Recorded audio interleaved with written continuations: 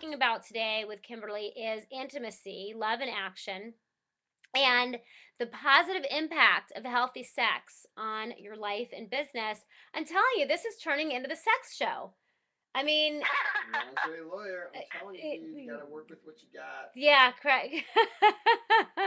Craig says yes. Lingerie lawyer, you got to work with what you got. So, Kimberly's also going to be sharing with us about an upcoming couples retreat to light your fire. I mean, it is Valentine's Day, so what else could what else could we be talking about? So, Kimberly, why don't we start by letting people know where they can find out about you, so that if anybody wants to be watching this or listening to this and at the same time looking you up, where can they do that?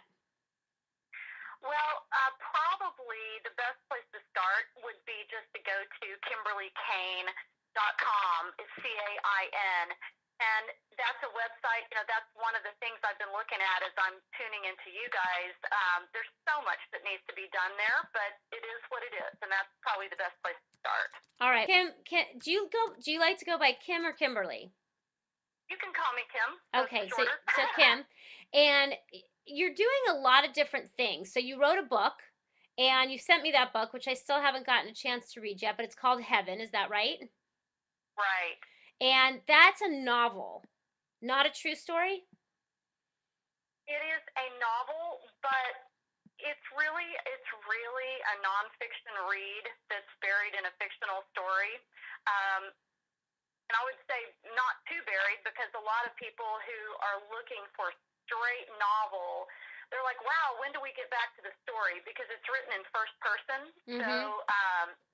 exotic dancer Eve, and as she dances and strips, and she goes into a lot about what that means, and so you're really in her head.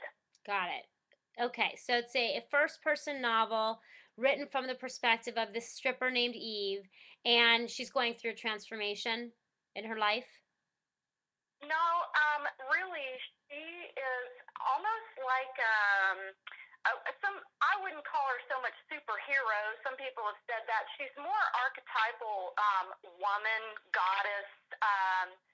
Really trying to show the feminine God nature and stripping off all the chains that bind.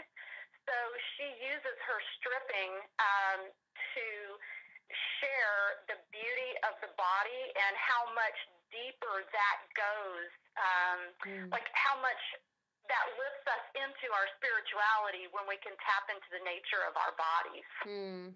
I'll tell you, that's certainly been the case for me. I have found God more often than not through my bodily experience of connecting with the divine than I ever have on an intellectual basis. And so I totally get what you're saying.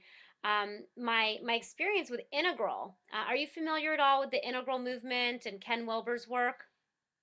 Well, I am. When I did my book release, I did it because I come from the background as a musician and performer. My book release party, couldn't be just a hi, I'm sitting down here at a desk. So I did a concert. The book actually comes with a CD in the back of it. And so I did a concert and was looking for um, a beneficiary so that I could take the proceeds from the concert and the release party and channel that into educational opportunities for others, and nobody would connect with it. They looked at that cover, Yeah. which is no big deal. It's, a naked woman's back with a serpent tattoo, and everybody thought, oh, that's too provocative. Well, so I had been taking the Integral Naked newsletter for a long time, and I thought, you know what? They do the right kind of education, what I'm looking for, so I'm going to send it to them. And I sent them 6 copies of the book, but I don't know that, that anybody's actually read or tapped into it yet. I hope they will. Got it. Well, I see integral as a path to spirituality for intellectuals. Yeah. And really what you're talking about is, a path to spirituality through the body. So we get a real, a well-rounded path to God if we combine your work with the work of Ken Wilber and the integral movement. And I just want to make sure that anybody who goes to your website navigates through to find your video about radical evolutionary love makers. Do I have that right? If you go to Kimberly's blog at Kimberly Cain blog, or just to the blog link at kimberlycain.com, you'll come to radical evolutionary love makers and Richard Branson's Screw Business as Usual. Because if you go there, you're going to be able to click through and see that Kimberly's video is one of the videos on Virgin Unite's Screw Business as Usual website, and you're doing pretty well here. You've got, I think like second to the most likes on your video overall. So you guys, Yeah, yeah, and that's been really tough because their website, whatever they're using for their videos, it's not YouTube. So it's really finicky, and I would say half the people who've told me that they've gone couldn't even like it because it takes so long to load. And it's hard to give people tons of instructions, if they're not really computer savvy. Go up in the browser and hit enter again and keep trying to load it. It will come up, but yeah, in light of how difficult it's been, I guess it's doing pretty well. yeah, it looks like it's doing great. So check out The Realm by Kimberly Cain, and it's all about radical evolutionary love makers are screwing business as usual with provocative entertainment. And The Realm, and it produces music and multimedia for raising consciousness and human potential. Share with us a little bit more about what The Realm is and what you're doing with it. Okay, the realm was created because it sort of started with my book release, and the CD that comes with it is it's a compilation CD. So my music and the music of other people that I work with, because I always want, when I'm releasing something or I've got a project, I love tying other people into that and saying, how can I, through my platform, just like what you're doing, how can I, through my own platform, also highlight you and you and you? Because I do see it as a real community process, lifting others up as I go. So when that was released and I did the concert, I thought, gosh, I really need to keep going with this. And how do I put all of the things that I teach people on an intuitive level about connecting spirituality and sexuality, how do I put that into music and keep channeling that forward? And so it sort of became The Realm, the Radical Evolutionary Lovemakers, and my guitar player, Brian Miller, was into it, and a couple of percussion players I work with, and so it became very percussion driven, so that you can get really, really down into that earthy feeling. That's where you start feeling that sexual energy really rocking.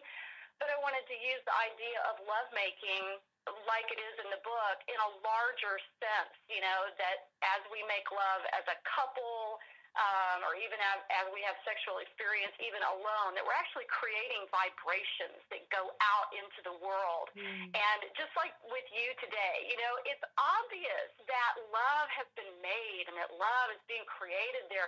And so the vibes go out across the airwaves and people can feel it, and it's uplifting. Mm-hmm. Yeah.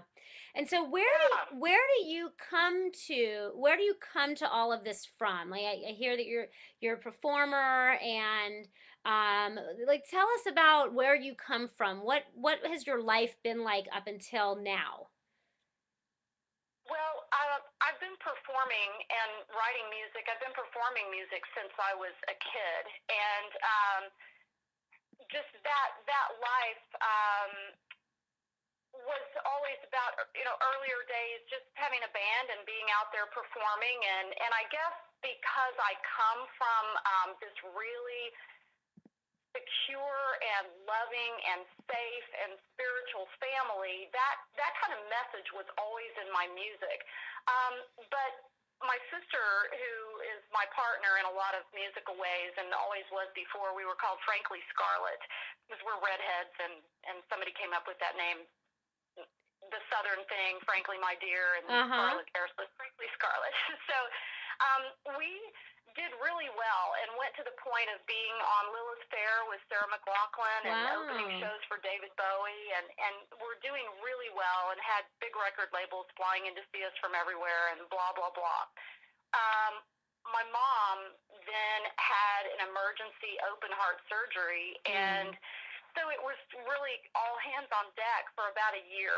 And if you're Madonna and you go away for a year or 10 years, you can come back and still be Madonna. But if Mm-hmm. you're frankly Scarlett and you go away for a year and you come back, none of the same people are in their positions. Nobody knows who you are. And so you really just have to regroup and go, what do we do now? Yeah.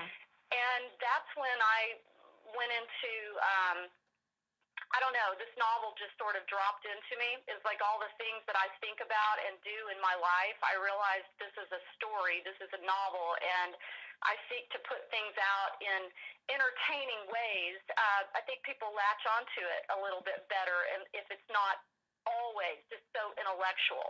And so I started writing the novel, and my sister went back to school to get her master's, and so new things started to be born, and spent about 10 years researching and Wow. talking to people about sexuality and their spirituality. And what I kept finding over and over is that those two things, for most people, are 180 degrees apart. Yeah. And there's so many reasons for it, whether they're religious or not religious. Just our culture informs us that way. And I thought, wow, there's a lot of suffering here because of this. And I hear it all the time. People just kind of come out of the woodwork and tell me their stories. So I figured there's a reason for that. And some days I don't really want to talk about that, but I'm obviously called to it because it just keeps coming to me. Yeah. So that's when I really decided to step into that. And to talk to people and teach them about wholeness and using the life experiences that I've had, because I'm also an intuitive and a medium, and that's just simply the way that I came into the world. And Mm-hmm. I haven't, it's been a normal part of my life, but I haven't stepped out and said it to people until recently. Again, it's just part of that call. So it's like, how do you tie all this stuff together? And I did some training with Andrea J. Lee. I don't know, do you know her? Yeah, of course. Yeah, and Andrea is the one who encouraged me to use live stream. And she goes, I know it's forbid is a really strong word, but I forbid you to go out there and keep your music and your speaking and your intuitive guidance separate. Yeah. I want to see all these together. So it has been so challenging to put them all together and help people understand what that actually is. Yeah. And when you say it's been so challenging to put it all together, what have you found to be the most challenging part of it? The most challenging part of it is that it's not like a path that's very clearly forged by other people. So let's say, for instance, being in a band or having music, it's like, okay, here's the steps that you do to get that out there. When you put all this together, or let's say you're a psychic, here's the steps you take to get that out there. If you put all this together, there's not this path that's just there that I go, okay, I walk that way. So I feel a lot of times like I'm in a jungle with a machete, just kind of cutting the path, and really having to step into it in a completely intuitive way and just trust that guidance. And what's happening is the more I do it, and I feel like, oh God, nobody knows what I'm talking about. They're going, what is she doing? But people are starting to contact me and say, hey, will you come to our conference? Will you be a part of our show? So apparently it's starting to make sense to the Mm-hmm. right people. Yeah. Well, and I think that that's really the key, and it's a big piece of what I'm realizing as well is that yeah, to most people, this isn't going to make sense. To a big, to a big part of me, it doesn't make sense. But Yes. to the right people, if you're really focused in on who am I here to reach, what am I here to do, it is going to make perfect sense. And it's in fact going to help them to be able to relax more into who they are so that they can bring their gifts to the world by you combining all of these ingredients together. As Craig is saying to me in the background here, how can we more actively use these powerful life ingredients of love, intimacy, sexuality, spirituality, music, creativity, intuition, and put them all together instead of keeping them separate, Mhm. as Andrea really focuses on, how do you create the mashup of all of those Yeah. things to bring more of all of it into your life? So I'm wondering, like, as you have been on this journey, because this is the money hour, how have you Mhm. kept the money flowing into your life all along, as you're making this transition from musician and author into, now it sounds like, online creative business artist?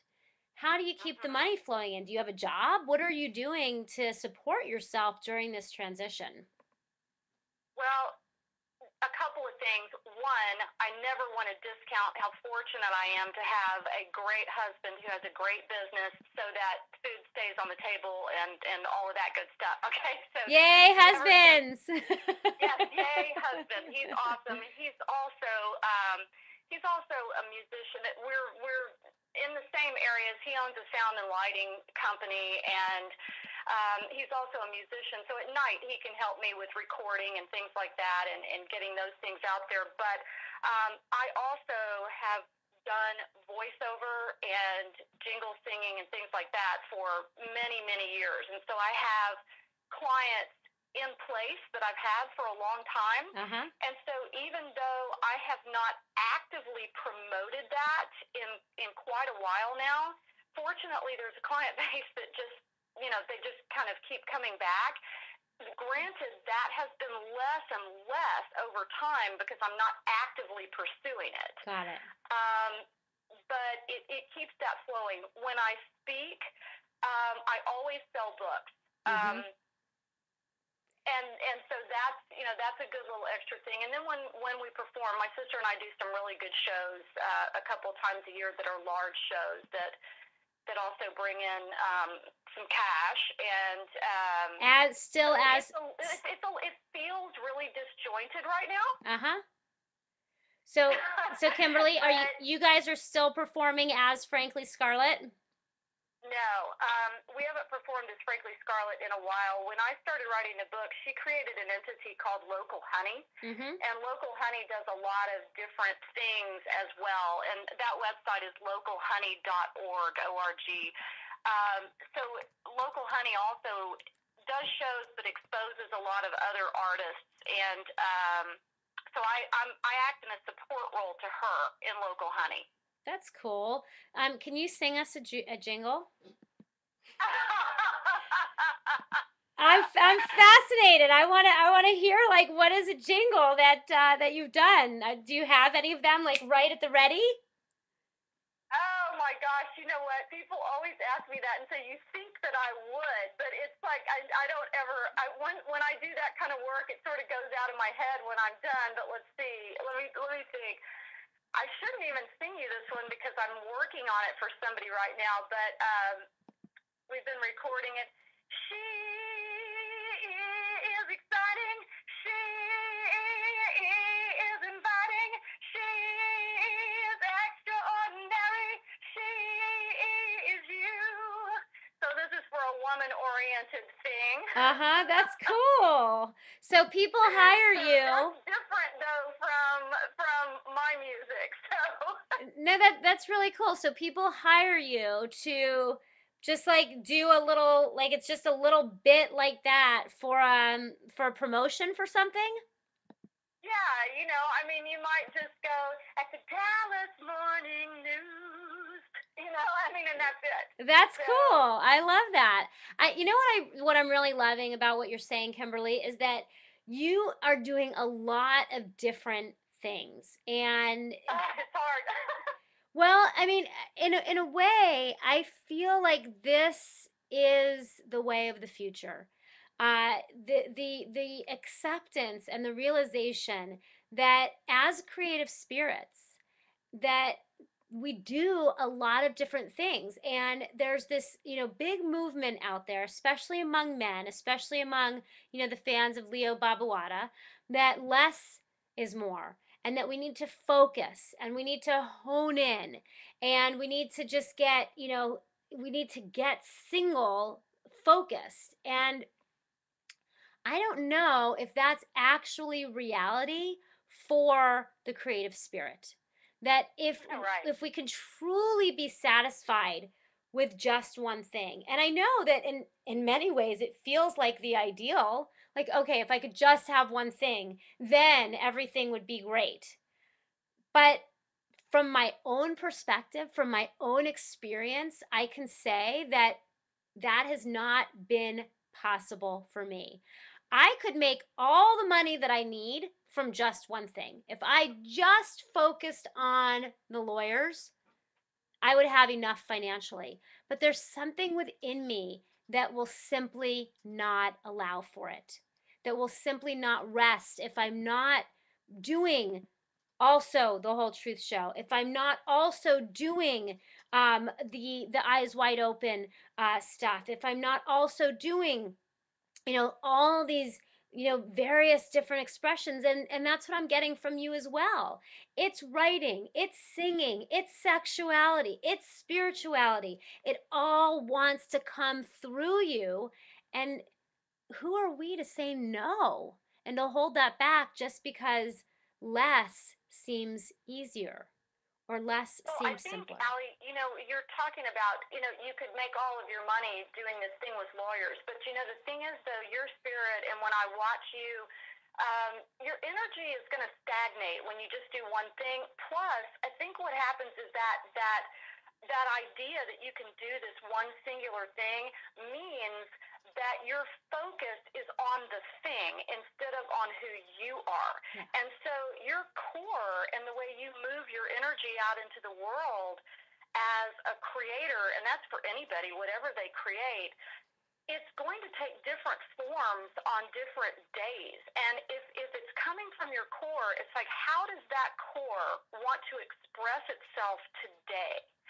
And when you let it express the way that it's going to move, it looks different than when you say, oh, I do law for lawyers in this way. It really becomes, I think, strangled. Yeah.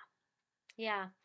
And I just, I feel like there's a lot of people out there who are beating themselves up because they don't just have one focus, or they feel like they can't just have one focus. And if anybody is taking anything from this at all, I want it to be a um, an acceptance of that which what wants to come through, no matter how weird or crazy or different it seems. And while at the same time understanding that in order for it to be sustainable, a business model, a revenue model, does need to be built around it when it does. Because that's the other thing that I'm hearing with respect to what we're talking about here, Kimberly, for you, is that, you know what? You have an amazing husband who has a great business and is able to support all of these various creative projects that you want to do. And Mm-hmm. that's awesome. That's okay. There's no reason that there has to be a ton of pressure put on what you're doing, because you do have this other financial piece of stability in your life, your husband. It's hard for me to get to a point, and I probably am still not, of really accepting that because I like, before we got married, I made all my own money into the six figures and was I loved just being able to do what I wanted with it when I wanted. But I can't do all this right now and start this new process, especially when I still don't know quite what it looks like, and I'm trying to show other people what it looks like. There has to either be some kind of backup where you have um, money saved that you can do that, or you have partners in one way or another that can help sustain some of it. So it's a little bit tough sometimes. There are moments where it makes me feel like, what am I doing? If it was really working, it would be bringing in more money. But I realize, though, that's me putting a lot of pressure on myself to do something completely new and have it be bringing in that money right away, and that's not really realistic. Well, and I think that what we need to also recognize is that the universe supports us in so many ways.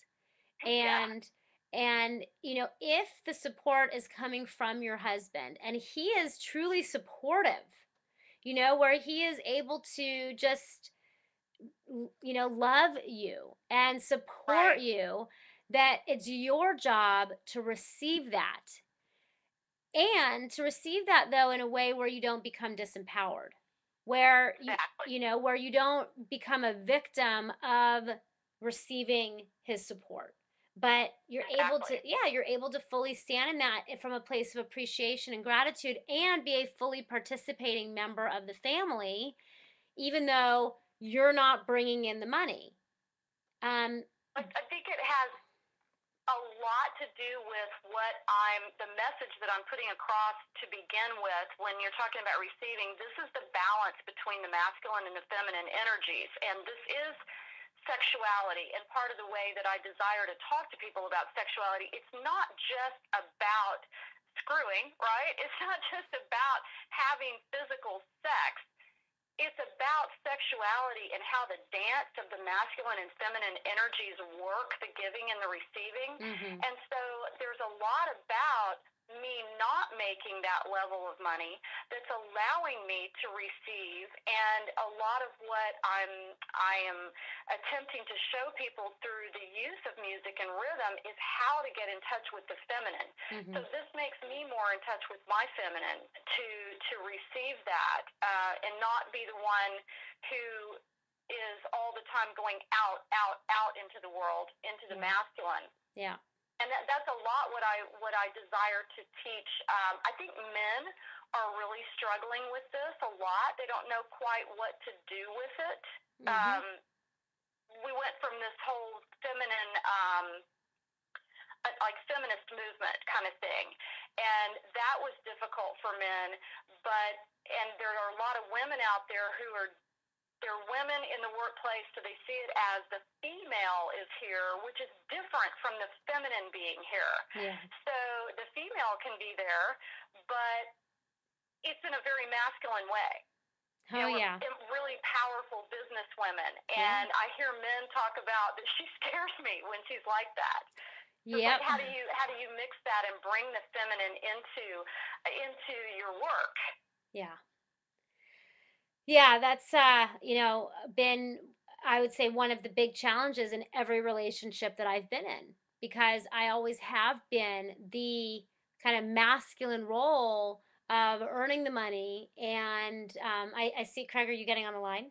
No, Okay, I see you're holding your phone. It feels like you have something to say I'm about just this, listening to what you have to say. because I would say that it's been a big challenge in all of my relationships, and it's something that I would say that Craig and I are really working with in this relationship, because we do work together in my businesses, and I have been traditionally in the masculine driving role, and Mm-hmm. part of what we look for is how I can let him step into that role, while at the same time I'm still I'm the CEO of the company.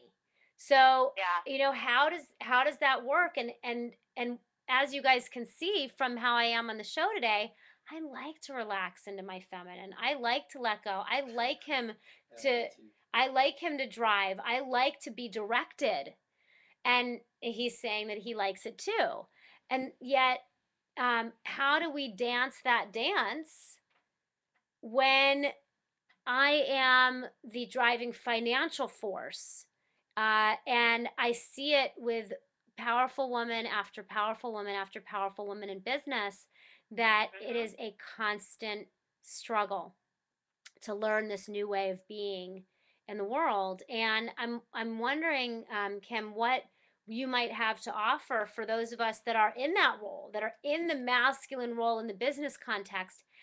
How do we drop that and bring the feminine in at home? How can we easily make that switch and turn it on and turn it off when necessary?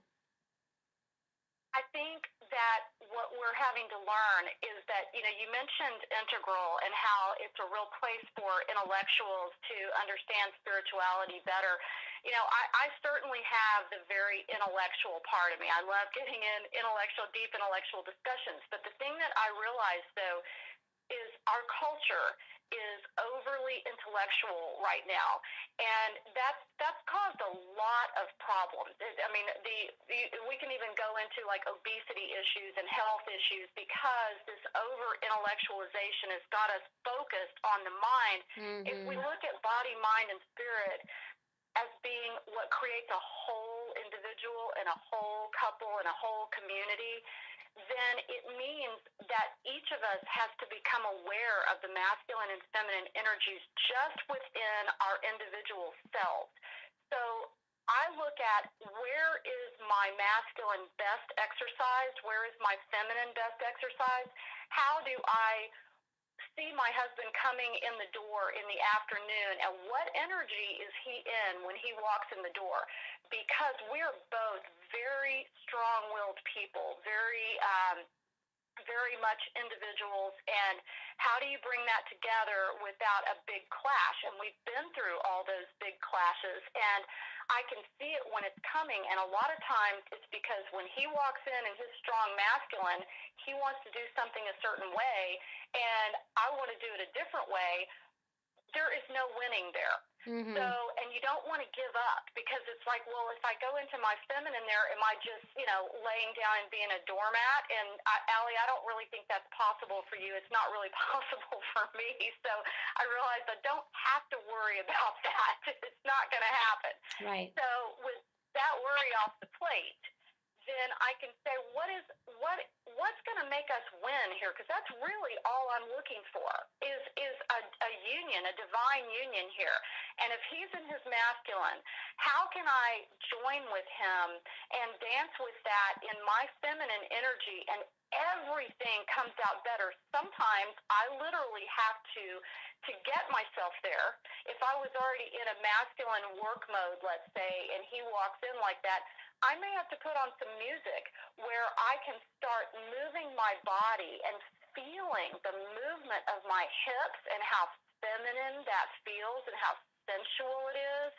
And what happens is that moves me where I cannot do it intellectually because I don't want to at that moment.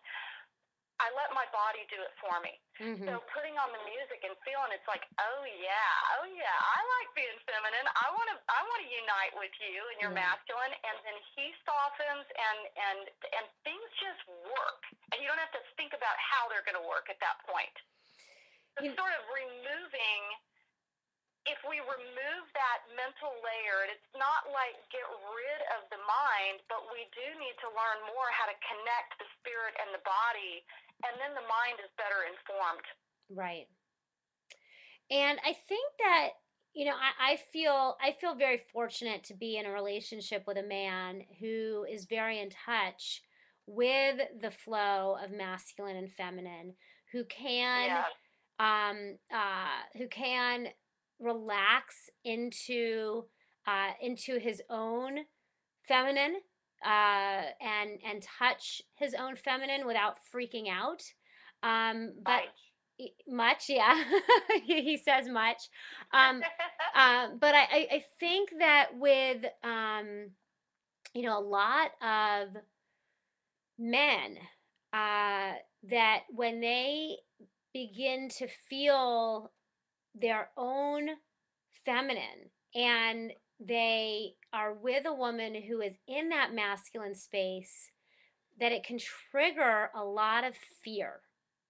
Oh yeah. Yeah, and they don't know how to deal with it. And a lot of men don't know how to be men. Yeah, and Craig is saying a lot of men don't know how to be men. Yeah. Yeah. Well, Craig's right, because really, to come into your really strong masculine, I really believe that a man has to understand his feminine and come into that, because he can't fully be the fullness that he's able to be as a man until he understands that other part of himself. That other part of himself, that ability ability to love, to receive love, helps inform him about how to give love. And that makes him a whole person and a very strong person, a warrior, really. And I did a one-on-one session with a man recently. He's a really high-powered, single businessman, multi-million-dollar salesperson, but he's never been able to move himself into marriage. So he's had tons of relationships, and he wants to get married. And so he said, you know what, I kind of want to work with you and see what happens. And I know he was scared to death, but he said, I totally, totally trust you, which was the first thing, because it allowed me to use music to get him moving his body. And when I asked him what this was like for him, he said, well, I don't know, because I've never done anything like this in my whole life. But he was able to move into some places where he could feel himself, something in him that was different than he'd ever felt before. So an opening started to happen. And he said, you know, I have a network of all these doctors and lawyers who really, really need what you're doing here. But I don't know how to introduce it to them because it's going to scare them to death. Yeah. And I said, yeah, it is. So the only thing I can think of is maybe you interview me in front of them, you know, so that you're the person, the buffer zone, because they're going to look and go, what is she talking about? Yeah.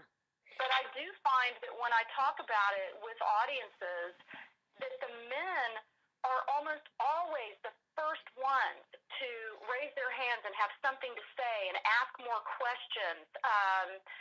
I think men are really hungry for it. They just need permission, for one thing, and then they also need to feel the safety that moving into the feminine is not going to make them gay, or it's not going to make them less masculine. It's not going to make them lose their business edge. On the contrary, I think it's going to give them much more of a business edge, because it's going to add the intuitive piece instead of always thinking about what to do, to relax and let something higher, whatever they want to call it, God, the universe, whatever it is for them, to inform them. And really, that's when miracles can happen. Yeah. Yeah, the one thing I took away the most from the GATE conference, the Global Association of Transformational Entertainment Conference, was that we have got to find a way to tap into all of the resources that we have for making decisions going forward. It's not just going to come from our minds. Our minds are such a small piece of the knowledge and the information that we have access to. And in order to get beyond the mind, we have to do exactly what you're saying here, Kim, and use our bodies to tap into the intuitive sources that have the information that we absolutely need in order to be able to fully receive and utilize all of the information, all of the knowledge, all of the power that is available to us as we go forward in this world. And for men especially, who are so, especially the left brain men, who are just so stuck up here, it's about thawing out the other senses. And I relate to it because for so long I have been a left brain man in my beingness. I have approached the world from the perspective of my father, who I was very connected to growing up. And he was my model for all that was, right and good in the world, and all of how I should be in the world. But his perspective was so limited. And of course, that was so cutting off huge parts of myself that are now only able to come through as I get more in touch with my right brain, as I get more in touch with my body and my feeling sense and my creativity and my sexuality and my spirituality. And suddenly, there's all these other channels of information that are available to me, that are available to all of us, but we have to start to feel in order to be able to really touch them. What comes to the table with us, the fact that you come from that more masculine or left brain informed place means that you can speak to men or people who are more masculine oriented, and so many people are right now, because again, that's just how our culture is. And so Mm-hmm. instead of, there's so much spiritual stuff out there, and I've been to conferences and things where everybody is so feminine and it's so woo woo Yeah. that you can't move people. You can't take this huge audience of left brain people and go, oh, let me move you into this woo woo touchy feely space and get all in touch with your spirituality, and it's psychic, it's supernatural. They're going, what are Yeah. you talking about? You're a weirdo. And I don't, as much as like I said, I came into the world just that intuitive part of my nature and abilities as a medium that I never lost from my childhood. It still is too woo-woo for me because a lot of it seems really silly. It's just not being channeled properly where the average person or the very intellectual person can understand it. And there really is a way to share that information and have it also make sense on an intellectual level. So Yeah. you coming from that place, I think, can be an awesome conduit to help people tie these pieces together. Right. And we're learning how to do it. I'm really in the same place that you are, learning how to tie this right and left brain together, this thinking sense and this feeling sense together.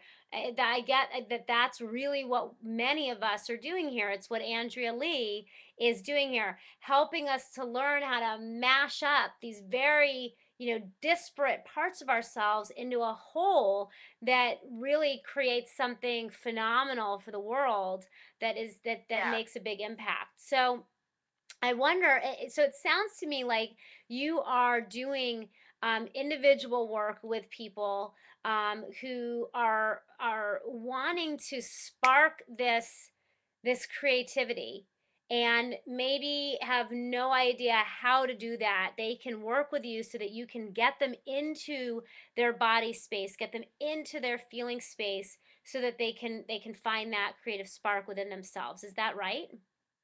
Yeah, definitely. And as I move down the road, working one-on-one with people is not. I really shine when I'm on stage, and especially on large stages. And the struggle there, though, is the work is really intimate. And so what I really want to do, and am walking towards, is having events that look different from a lot of the events that I go to or that I see where, again, intellectually everybody's in the room, they've got their notebook, they've got their pen and paper, and we're learning all this awesome information. I want people to walk into a room and know something really different is going to happen here because it's got the mystery to it, it's got the vibe, it's definitely got a rock and roll feel to it. Mm-hmm. And guess what? We're also going to be able to get all this great information, but then we're going to take a break and we're going to move it into our bodies so that the intellectual piece, it literally becomes part of your cells. It becomes part of your DNA so that you don't have to think about doing it. You're just living it and breathing it. Mm-hmm. So it requires moving all those pieces together. So going forward, and then in those events, being able to have breakouts where there are more intimate sessions happening so people can meet with, say, other intuitives or anybody that can help move them forward on a more intimate level. But right now, I do have to do that one-on-one work so that more people can know who I am, and I'd like to do some small group masterminds. And so it's really just creating things. I had a woman contact me from Fort Worth who owns a really cool hotel there. It's just kind of a hip, small hotel in downtown. Uh-huh. And she said, I want to do some programs here. I want it to all be body, mind, spirit centered. And I told her I knew some other people like you, people who may want to come in and do some events. So that's on the table. And I thought, well, it's Valentine's, and people have asked me, why don't I look at creating a couples retreat for 6 couples max, so it's still intimate, and do some of this work, over a weekend, and they're at a hotel where they can be together and, have some fun and have some real intimate time. and learn some new things. And so I think that I'll really, I'm just looking at putting that together right now. That's great. Yeah, and I would say, like, here's the hit that I'm getting for you is that the more you can just move into creating some of these experiences rather than doing it the way that you've seen people do it with the mastermind groups and with the, various different levels and, this linear progression.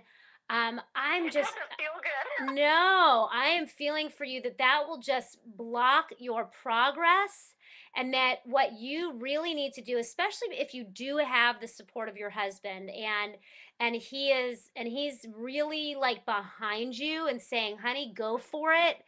I would Yeah. say put your resources into getting out of that box and creating the experiences. I love the idea of a couples experience. I love the idea of an event experience to get people into their body, to get people into their intuitive space, their creative space, and just don't even succumb to the urge to do things the linear traditional way in any way. If you find yourself going down that path, like, stop and ask yourself, okay, what's going on? How am I getting sucked into an idea that I need to do it this way because that's the only way it will be successful? And just like, like, check in, with spirit, check in with yourself, check in here to say, okay, am I like buying into the conventional because I think that that's going to be safe? Because if you do that, you're not, I can just feel it. That's not what you're about. That's not what's going to be the right path for you. Yeah, it feels, I took a lot of great training over the last year and really invested a lot for me in doing it. And while I learned a lot, and then I tried some of the processes like you're talking about, and it just feels so wrong for me. And so when something feels wrong for me, I'm like, not doing that again. And then I'm going, okay, now what am I going to do then? And so I Yeah. think, well, I'll take what I could from that, and I'll throw my stuff into the mix. And then it starts having that feeling, okay, nobody knows what I'm doing now. And I just am having to be, it's kind of not different than anything else I've done in my life. I just sort of have to be okay with, if people don't know what I'm doing today, they will as I keep going Yeah. forward. Yeah, and the hit again, the hit that I'm getting is what you can take from all the trainings that you've taken and what you've learned is take like the fundamentals of reaching people, right? So you need to be able to make an offer. You need to make that Mm-hmm. offer to the right people. You need to make that offer to people in a way that they can understand the transformation that they're going to experience. But like, throw out all the rest about even how to structure things, because what you're really doing is you're offering people, maybe in many ways, an unstructured experience, perhaps helping Yes. them to step into the unstructured. And I think that there is a way to do that within a structure that is completely unstructured. So it's really about, Kimberly, it's really about learning to be the paradox. Yeah, I like it. You know, and that's what the new paradigm is so much about, is about being able to hold that paradox within ourselves. And I've been like pushing up against that edge big time within myself, and Mm-hmm. and it's crunchy. It's a crunchy It's crazy. edge. That's why I was drawn to you, though, in your show, because it's like, oh, look, it's another crunchy person. Yeah, yeah, absolutely. And so I would really just say, for the next step for you, on the business side of things, is to start making, one or two offers, not a huge amount, but one or two Okay. offers that are very clear, like what they are, but are like nothing that anybody has seen before. I mean, like, think of Cirque du Soleil, as kind of the I love model. it. I so often think of that, so that's perfect. Perfect. Yeah. Like there's a structure for Cirque du Soleil, and yet it's nothing like what anybody has seen before. And yet it is very focused, but it's completely creative. And so if you can really bring that in, and uh kind of narrow in many ways, because you do have so many different things going on, but Mhm.